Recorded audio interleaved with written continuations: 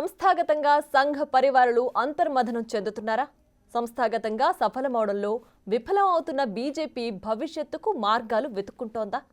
రాష్ట్రంలో బలమైన శక్తిగా నిలబడాలనే కాషాయ నేతల ఆకాంక్ష నెరవేరుతుందా? సంస్థాగత మార్పుల తర్వాత బీజేపీ యాక్టివేషన్ మోడ్లో స్పీడ్ను పెంచుతోందా? కాంగ్రెస్ బీఆర్ఎస్ పార్టీలను ఎదుర్కొని పెట్టుకున్న లక్ష్యాలను అందుకోవడంలో సక్సెస్ అవుతుందా?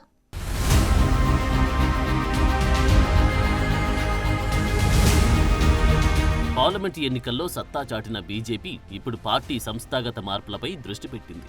భవిష్యత్ కార్యక్రమాలకు ప్రణాళికలు రూపొందించడంపై ఫోకస్ చేస్తోంది. గత అసెంబ్లీ ఎన్నికల్లో మిషన్ 90 అంటూ 90 స్థానాలు సాధించడమే లక్ష్యంగా బీసీ ముఖ్యమంత్రి నినాదంతో ముందుకు వెళ్లిన కాషాయ పార్టీ కేవలం 8 స్థానాలకే పరిమితమైంది. సేమ్ సీన్ పార్లమెంటు ఎన్నికల్లో కూడా రిపీట్ అయింది.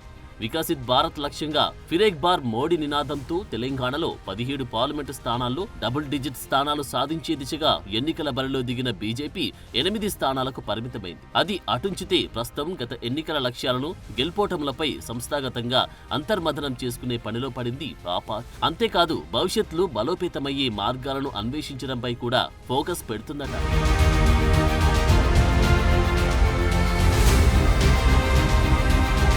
రాష్ట్రంలో ఎన్నికలు గడిచి ఏడాది పూర్తయింది. ఇక వచ్చే 4 ఏళ్లలో ఎదురయ్యే సవాళ్లను ఎదుర్కొనేందుకు కమలం దళం వ్యూహాలను రచిస్తోంది. గత ఎన్నికల్లో అనుకున్న లక్ష్యాలను సాధించినప్పటికీ 8 పార్లమెంటు స్థానాలను సాధించడంతో ఆ పార్టీలో కొంత ఉత్సాహం కనిపిస్తోంది. అదే జోష్ రానున్న అసెంబ్లీ ఎన్నికల వరకు నడిపించగలిగితే రాష్ట్రంలో కాంగ్రెస్ పార్టీకి బీజేపీని నిలబెట్టుకోవచ్చని, ఖచ్చితంగా రాష్ట్రంలో బలమైన పార్టీగా ఎదిగొచ్చనే అంచనాల్లో కాషాయ దళాలున్నట్టు తెలుస్తోంది. అందులో భాగంగానే జాతీయ స్థాయి నుండి బూత్ స్థాయి వరకు సంస్థాగతంగా పార్టీని మార్పులు చేసే ప్రయత్నంలో పార్టీ వర్గాలున్నాయనే చర్చ జరుగుతోంది. అందులో భాగంగానే జాతీయ స్థాయి నుంచి బూత్ స్థాయి వరకు సంస్థాగతంగా పార్టీ ఎన్నికలు జరుపుకుంటుంది. బలమైన నేతలకు పార్టీ పగ్గాలు అప్పజెప్పేందుకు అధిష్టానం ప్రయత్నం చేస్తుంది.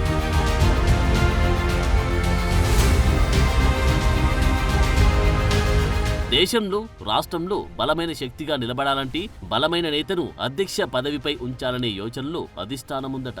అందులో భాగంగానే తెలంగాణలో అధ్యక్ష పీఠాన్ని బలమైన సామాజిక వర్గానికి చెందిన నేతకివ్వాలని అధిష్టానం చూస్తున్నప్పటికీ ఆ పదవికి మాత్రం డిమాండ్ చాలా ఉంది. రాష్ట్ర అధ్యక్ష పదవి కోసం 1/2 మంది నేతలకు పైగా పోటీ పడుతూ ఎవరికి వారి తమ ధీమాను వ్యక్తపరుస్తున్న పరిస్థితులు కనిపిస్తున్నాయి. ఆ క్రమంలో అధిష్టానం అధ్యక్ష పీఠం ఎవరికి కట్టబెడుతుందనేది సస్పెన్స్ నెలకొంది. ఈ మాసం చివరికల్లా అధ్యక్ష ఎన్నిక నియామకం అనంతరం రాష్ట్రంలో పార్టీని మరింత బలోపేతం చేయడానికి ఇతర పార్టీల నుంచి భారీగా చేరికలను ప్రోత్సహించాలని కాషాయ నేతలు భావిస్తున్నారట. రాష్ట్రంలో అధికారంలో ఉన్న కాంగ్రెస్ ని ఎదుర్కోవడానికి బీఆర్ఎస్ ను గ్రౌండ్ లెవెల్లో ఖాళీ చేయడానికి కాషాయ నేతలు స్కెచ్ గీస్తున్నారట. అందుకే ప్రధానంగా బీఆర్ఎస్ ను టార్గెట్ చేసుకుని భవిష్యత్కు మార్గాలు వేసుకోవాలనే యోచనలో కాషాయ నేతలున్నట్లుగా తెలుస్తోంది. అంతేకాదు వచ్చే స్థానిక ఎన్నికలు దృష్టిలో పెట్టుకుని మంచి మెజార్టీ స్థానాలు సాధించే దిశగా అడుగులు వేస్తున్నారు. మొత్తం మీద గత అసెంబ్లీ పార్లమెంటు ఎన్నికల్లో అనుకున్న లక్ష్యాలను అందుకోనప్పటికీ ఊహించని దానికంటే ఓటింగ్ పర్సెంటేజ్ ని పెంచుకొని జోష్ మీదున్న కాషాయ నేతలు ఆ దిశగా ఎంతవరకు సక్సెస్ అవుతారో చూడాలి.